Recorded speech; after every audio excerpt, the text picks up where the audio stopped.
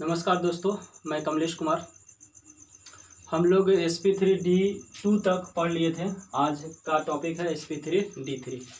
अच्छा, कितने लोग सोच रहे होंगे सर हाइब्रिडेशन इतने थोड़े ना होता है। कहीं कहीं हम ऐसा भी तो देखे हैं dsp2 होता है, कहीं पर d2sp3 भी होता है ना। हम आप तो सिर्फ sp2 sp3d और sp3d2 और sp3d3 इतना ही पढ़ा है। हाँ, तो ये सब भी चीज़ होता है बाबू, लेकिन ये सब हम लोग इनऑर्गेनिक केमिस्ट्री का एक चैप्टर है कोऑर्डिनेशन कंपाउंड, ठीक है ना। तो कोऑर्डिनेशन कंपाउंड में ये सब चीज़ों को पढ़ लेंगे, है ना। यहाँ पर बताने में प्रॉब्लम हमें यह है कि आपको कोऑर्डिनेशन कंपाउंड का कॉन्सेप्ट समझ में आना चाहिए, मतलब कोऑर्डिनेशन हमको बताने पड़ेगा। तो कोऑर्डिनेशन बताएंगे तो वीडियो बड़ा लेंदी हो जाएगा, ठीक है। तो इसको हम लोग क्या करते हैं कि जब कोऑर्डिनेशन कंपाउंड पढ़ते हैं तो उसी में पढ़ लेते हैं, क्लियर है ना। तो इसके लिए आप इंतजार करिए, हम कोऑर्डिनेशन कंपाउंड में इसको बहुत अच्छी तरह से समझा देंगे, जितना ये सब आपको समझ में आ रहा होगा। अगर आपको जीओसी का वीडियो समझ में आता है दोस्त, तो इसको ज़रूर शेयर करो, सब्सक्राइब करिए, है ना।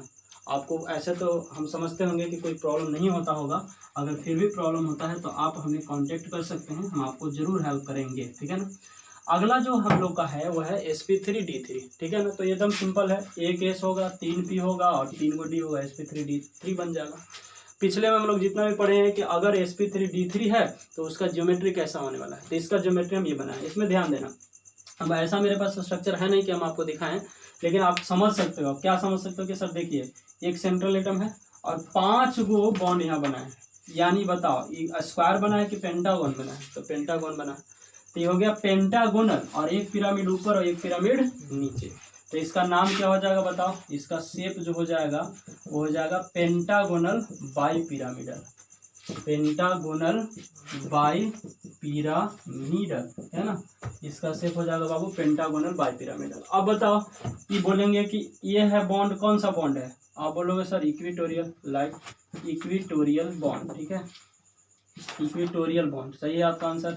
ये कौन सा बॉन्ड है, तो बोलोगे सर एक्सियल बॉन्ड, क्लियर है, आपका एक्सियल बॉन्ड हो गया, क्लियर है ना। तो अगर sp3d3 रहेगा तो शेप हो जाएगा पेंटागोनल बाइपिरामिडल, ये ज्योमेट्री बना दिए हैं। इस बॉन्ड को हम लोग कहते हैं इक्वेटोरियल बॉन्ड और इस बॉन्ड को कहते हैं एक्सियल बॉन्ड। आपसे क्वेश्चन पूछेंगे कि दो इक्वेटोरियल बॉन्ड के बीच कितना डिग्री का कोण है, अब बताना।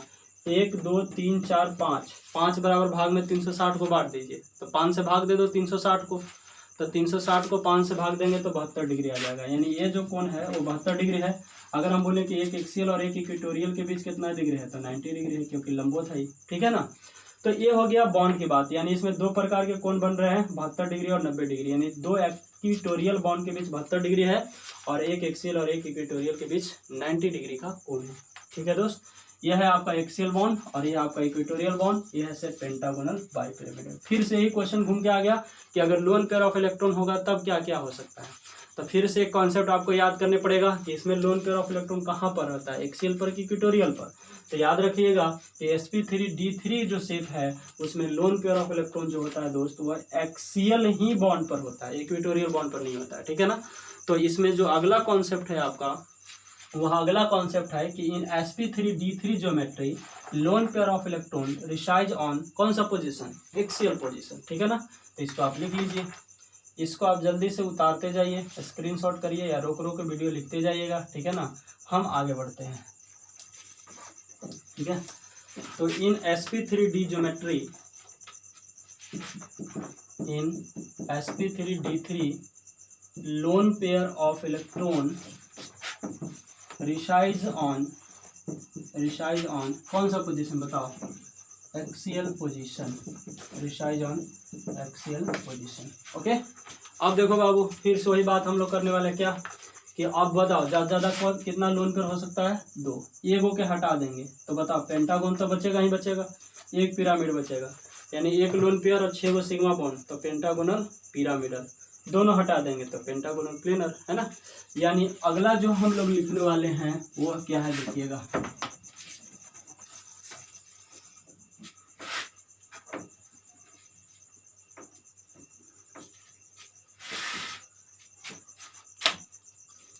देखिए यह है sigma bond, lone pair of electron, total hybridization, ठीक है ना, जियोमेट्री, ठीक है जी। अब बताओ बाबू, 7 0 टोटल, 7 हाइब्रिडेशन sp3d3 ज्योमेट्री अभी हमने बता दिया, पेंटागोनल बाय पिरामिडल।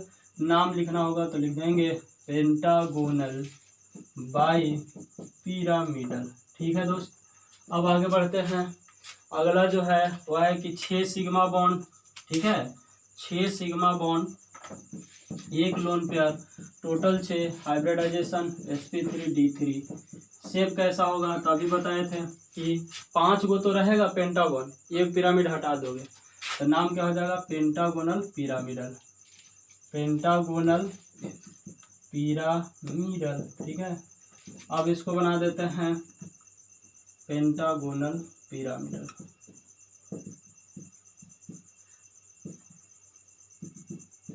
ठीक है बाबू, तो ये है आपका पेंटागोनल और एक पिरामिड ऊपर लगा दिए। ठीक है, अगला टॉपिक क्या होने वाला है मेरा, बता सकते हो आप सर। 5 ये 2 अभी भी कितना आएगा, कितना आएगा बाबू, 7। क्या आ जाना है, sp3d3। शेप क्या बनाओगे, सिर्फ पेंटागोन।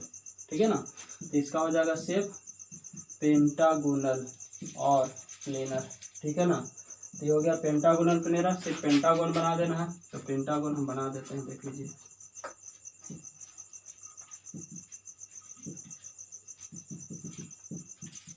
पेंटागोनल हो गया। ठीक है ना, ये हो गया आपका पेंटागोनल। अब हम इस पर आपको क्वेश्चन लेके सिखा देते हैं, तीनों को क्वेश्चन ले लेते हैं, आपको क्लियर हो जाएगा क्या क्या शेप होता है। ठीक है, देखिए दोस्त, आपके लिए हम 3 क्वेश्चन लिए हैं। चलो, टोटल वैलेंस इलेक्ट्रॉन निकाल दो 7, और ये हो जाएगा बाबू 7 × 5 = 35, ये आ जाएगा 42।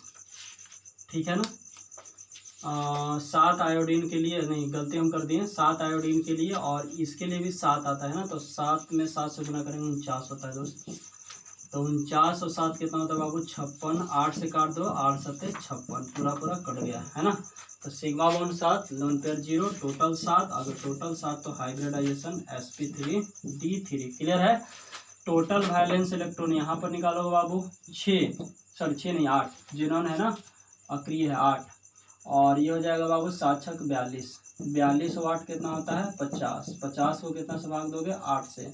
8 × 6 = 48, ये हो जाएगा 2, 2 एकम 2, टोटल 7 हो जाएगा, और 7 होगा तो हाइब्रिडाइजेशन sp3d3। क्लियर है ना। इसका आप बनाओगे, टोटल वैलेंस इलेक्ट्रॉन निकाल दो। टोटल वैलेंस इलेक्ट्रॉन 8, और 7 बचे 35, और 1 36, क्योंकि एक में आया है, तो हो जाएगा 35 और 36 और 8 44, है ना।